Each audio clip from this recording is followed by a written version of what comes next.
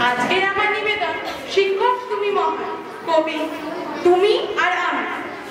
চোখেতে দিয়েছ জ্ঞানের আলো, বুকেতে স্বপ্ন আশা।